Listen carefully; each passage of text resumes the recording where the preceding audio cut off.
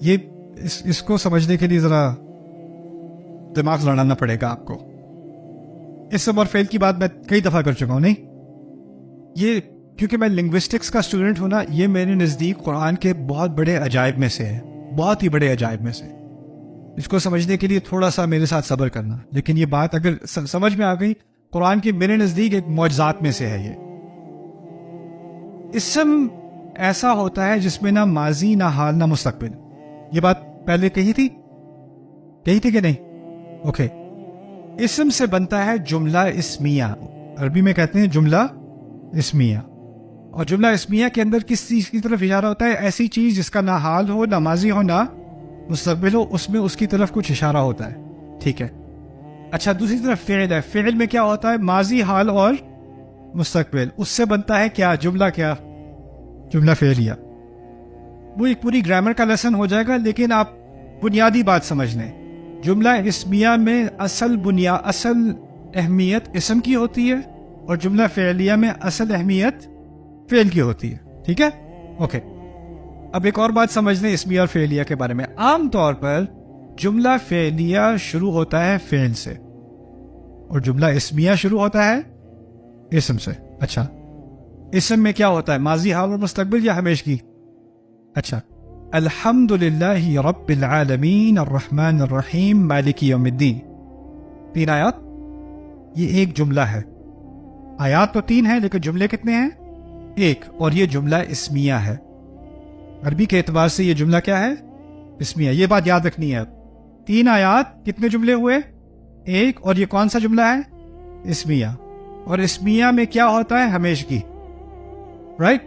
اچھا، اب میں ایک آیت سکپ کر کے آخری آیت کے بارے میں بتا رہا ہوں. آخری آیت کیا ہے؟ اهدنا الصراط المستقیم صراط الذین انعمت علیہم غیر المغضوب علیہم ولا الضالین. یہ تمام آیات تو ایک سے زیادہ ہے، لیکن جملہ ایک ہی ہے. ایک ہی جملہ ہے، ہمیں ہدایت دیں. یہ ہے جملہ فعلیہ. سورت کا شروع ہوا ہے جملہ اسمیہ. متعدد آیات، ایک جملہ، اور وہ جملہ اسمیہ. سورت کی انتہا ہے متعدد آیات لیکن ایک جملہ. اور کون سا جملہ؟ جملہ فعلیہ. اچھا، ایک آیت رہ گئی. کون سی آیت رہ گئی؟ ایاک نعبد و ایاک نستعین. اچھا، یہ عجیب آیت ہے. یہ ہے جملہ فعلیہ. یہ کون سی ہے؟ جملہ فعلیہ، لیکن شروع اسم سے ہو رہی ہے. ایاک اسم ہے، یعنی ہے تو فعلیہ لیکن اس میں اسمیہ کے اثرات ہیں. یہ دونوں کا اس طرح سمجھ لیں، یہ دونوں کا ایک مکسچر ہے. ٹھیک ہے؟ اچھا، میں یہ ساری بات میں آپ کے سامنے کیوں رکھ رہا ہوں؟ اب بات سمجھ میں آئے گی. الحمد للہ رب العالمین الرحمن الرحیم مالک یوم الدین کس قسم کا جملہ تھا؟ اب آپ مجھے بتاؤ. ہاں، اسمیہ میں کیا ہوتا ہے؟ اور یہ حصہ اللہ تعالیٰ کے بارے میں ہے، تو اس کے لیے ہمیشگی ہونی چاہیے. آخری حصہ کیا تھا؟ اہدنا الصراط المستقیم صراط الذین انعمت علیہم غیر المغضوب علیہم ولا الضالین. یہ کس کے بارے میں ہے؟ انسان کے بارے میں ہے. کون سا اسلوب استعمال ہوا؟ جملہ کیا؟ اور فعلیہ کیا ہوتا ہے؟ عارضی ہوتا ہے، ٹیمپرری ہوتا ہے، وہ ہمارے لیے مناسب ہے. درمیانی آیات کیا ہیں؟ ہم آپ کی عبادت کریں گے صرف اور صرف، اور ہم صرف آپ ہی سے مدد مانگتے ہیں. یہ ہے ایک اگریمنٹ میرے اور میرے رب کے درمیان. تو اس میں ہے تو یہ فعلیہ، لیکن اس میں کیا ہے؟ اسمیہ بھی شامل ہے، کیونکہ جو حصہ میرے اور میرے رب کے درمیان ہے اس میں اسمیہ کے بھی اثرات آ گئے، فعلیہ کے بھی اثرات آ گئے. عجیب. اب یہ حدیث قدسی سمجھیں. حدیث قدسی میں اللہ تعالیٰ کہتے ہیں، رسول سے فرماتے ہیں، اللہ تعالیٰ کہتے ہیں کہ جب پہلی 3 آیات پڑھی جاتی ہیں نا، تو اللہ تعالیٰ فرماتے ہیں کہ میرے رب نے میری حمد کی، میرے بندے نے میری حمد کی، میرے بندے نے میری ثنا کی.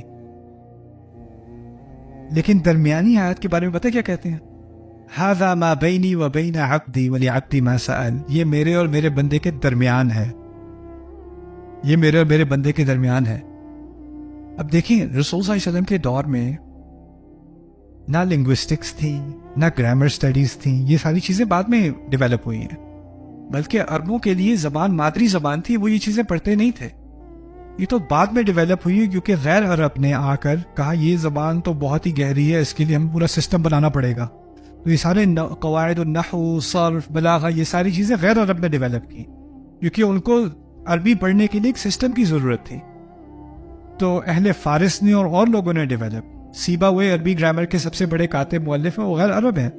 زمخشری کی تفسیر جو کہ عربی بلاغت کے اعتبار سے قرآن کی سب سے اہم تفسیر مانی جاتی ہے, وہ غیر عرب ہے.